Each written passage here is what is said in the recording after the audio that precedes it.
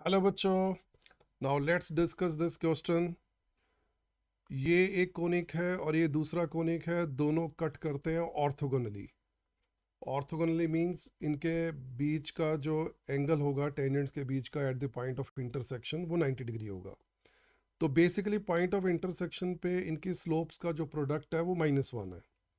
तो फिर उसके बाद हमें ये चेक करना है कि इनमें से कौन सी कंडीशन जो है वो बनेगी। तो पहले हम क्या करते हैं, इनको सॉल्व तो करेंगे नहीं, तो हम एक पॉइंट ऑफ इंटरसेक्शन एज्यूम कर लेते हैं। तो लेट जो पॉइंट ऑफ इंटरसेक्शन है वो है तुम्हारा x not comma Y not. अब यहाँ पर जो टेंजेंट्स बनेंगे उनके स्लोप्स निकाल लेते हैं। स्लोप्स निकालने के लिए D Y by D X करते हैं। 2ax plus 2by D Y by D X equal to 0। यहाँ से D Y by D X की वैल्यू बन रही है -ax/by। सो देयरफॉर पहली स्लोप आ जाएगी x not comma Y not पे -a times x not upon b times Y not. अब सिमिलरली जो दूसरी स्लोप है वो तुम्हारी बननी चाहिए -a'(x0) बाई b'(y0). तो सेम टाइप की इक्वेशंस ये हैं, a की जगह a', b की जगह b' दे रखा है, तो वही मैंने यहाँ पर यूज़ कर लिया। अब अकॉर्डिंग टू द क्वेश्चन ये जो स्लोप्स का प्रोडक्ट है ये होना चाहिए -1।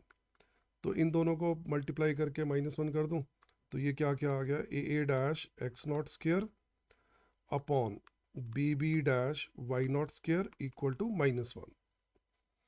और इसको ऐसे लिख लेते हैं a'(x0) इक्वल्स टू -b'(y0). तो एक रिलेशन तो ये आ गया। हमें जो आंसर बनाना है वो सिर्फ a'(b' में बनाना है, तो x0 y0 को एलिमिनेट करना पड़ेगा। अब वो कैसे करेंगे, उसके लिए हम एक चीज़ और कर सकते हैं कि x0 y0 जो है वो इन दोनों कर्व्स पे भी लाई करते हैं। पॉइंट ऑफ इंटरसेक्शन है दोनों कोनिक्स का, कॉमन पॉइंट होगा। तो a(x0) plus b'(y0) equal to 1 and a'(x0) plus b'(y0) equal to 1। अब यहाँ पर हम क्या करते हैं, दोनों को सब्ट्रैक्ट कर देते हैं। तो a माइनस a' साथ में आ गया x0² plus b minus b' और साथ में आ गया y0² इक्वल टू 0। एक कंडीशन ये आ गई, इसको अब ऐसे लिख लो a minus a' x0² equal to minus of b minus b' y0²। ये हमारी आ गई दूसरी कंडीशन। अब x0² y0² ईजिली एलिमिनेट हो जाएगा। उसके लिए तुम देख सकते हो, अगर मैं 2 को 1 से डिवाइड कर दूं, 2 को 1 से अगर मैं डिवाइड कर दूं तो देखो क्या आ रहा है, a minus a' upon a' equal to b minus b' upon b'।